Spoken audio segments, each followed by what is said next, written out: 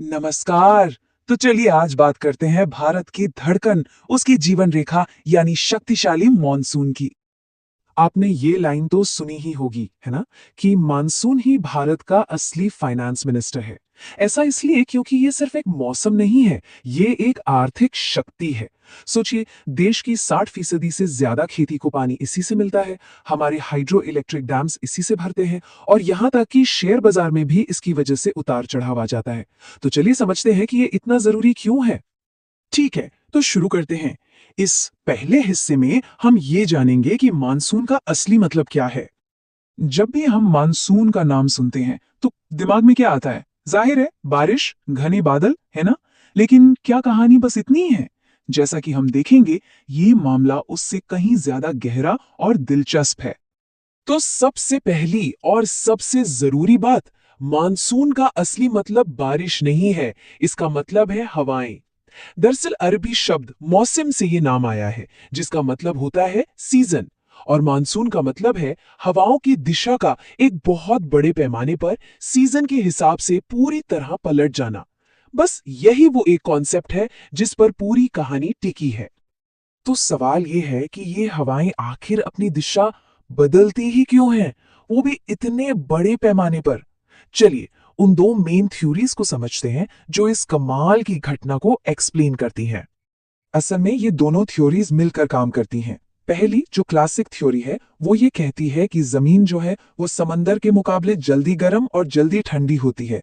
गर्मियों में जब जमीन तपती है तो एक लो प्रेशर एरिया बन जाता है।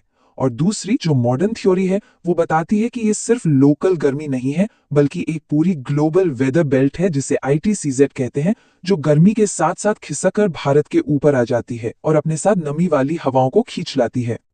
और ये तस्वीर मतलब इससे बेहतर कुछ नहीं समझा सकता।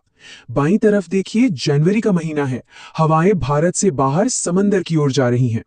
अब दाईं तरफ देखिए, जुलाई, पूरा 180 डिग्री का यू टर्न।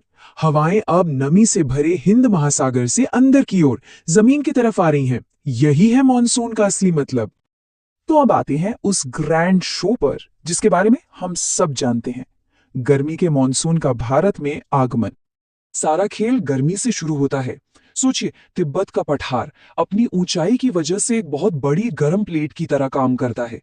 ये अपने ऊपर की हवा को बहुत गर्म कर देता है, जिससे एक जबरदस्त लो प्रेशर एरिया या एक वैक्यूम बन जाता है।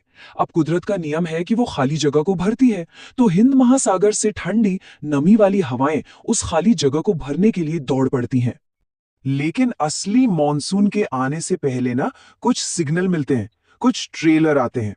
जैसे दक्षिण भारत में मैंगो शावर्स जो आम को पकाने में मदद करते हैं, या बंगाल की काल बैसाखी। ये सब इस बात के इशारे हैं कि सिस्टम तैयार हो रहा है और मॉनसून बस आने वाला है। और फिर वो आ ही जाता है। इस मैप को देखिए, ये किसी सेना के मार्च की तरह है। अंडमान में 25 मई को दस्तक, फिर 1 जून को केरल, और फिर देखिए कैसे ये धीरे धीरे करीब 1.5 महीने में पूरे देश को अपने आगोश में ले लेता है। अब यहां एक दिलचस्प बात होती है। जैसे ये मानसूनी हवाएं भारत के दक्षिणी सिरे से टकराती हैं, ये दो टीमों में बढ़ जाती हैं। एक टीम यानी एक ब्रांच अरब सागर के ऊपर से जाती है और दूसरी बंगाल की खाड़ी के ऊपर से, और दोनों की अपनी अलग अलग यात्रा होती है। और नतीजा ये रहा। पूरे देश में बारिश का कितना अलग अलग पैटर्न है। जहां जहां ये नीले और गहरे नीले रंग है, मतलब पश्चिमी घाट और नॉर्थ ईस्ट, वहां हवाएं पहाड़ों से टकराती हैं और जमकर बरसती हैं। लेकिन जो इलाके पहाड़ों की आड़ में है, यानी रेन शैडो में, वहां बारिश बहुत कम होती है। सब कुछ भूगोल का खेल है। लेकिन कहानी यहां खत्म नहीं होती। याद है ना, मानसून का मतलब ही उलटफेर है, तो जो आया है उसे वापस भी जाना होगा। चलिए अब मानसून की इस शांत वापसी को देखते हैं। अब सीन पूरा पलट जाता है। सर्दियां आती हैं, जमीन समंदर से ज्यादा तेजी से ठंडी हो जाती है। तो अब जमीन पर बनता है हाई प्रेशर और समंदर पर लो प्रेशर। नतीजा, हवाएं भारत से बाहर की तरफ समंदर की ओर बहने लगती हैं। अब क्योंकि ये हवाएं जमीन के ऊपर से आ रही हैं, तो इनमें नमी तो होती नहीं। इसीलिए भारत के ज्यादातर हिस्सों में सर्दियां सूखी होती हैं। लेकिन एक ट्विस्ट है। जब ये सूखी हवाएं बंगाल की खाड़ी के ऊपर से गुजरती हैं, तो कुछ नमी उठा लेती हैं और तमिलनाडु और आंध्र प्रदेश के तट पर बारिश करती हैं। असल में इन इलाकों के लिए यही मुख्य बारिश का मौसम होता है। पर एक बात है, हर साल का मॉनसून एक जैसा नहीं होता। कभी बहुत अच्छा तो कभी बहुत कमजोर। ऐसा क्यों? क्योंकि इस कहानी में कुछ ग्लोबल विलेन और हीरो भी हैं, जिन्हें एक्स फैक्टर कहा जा सकता है। इनमें सबसे बड़ा नाम है एल नीनो।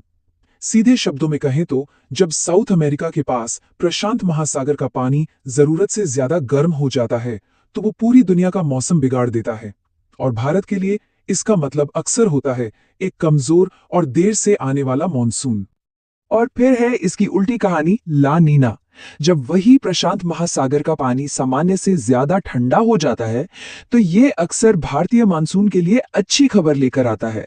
मतलब एक मजबूत और ज्यादा बारिश वाला मानसून। तो इससे पता चलता है कि हमारा मानसून असल में एक ग्लोबल सिस्टम से जुड़ा है।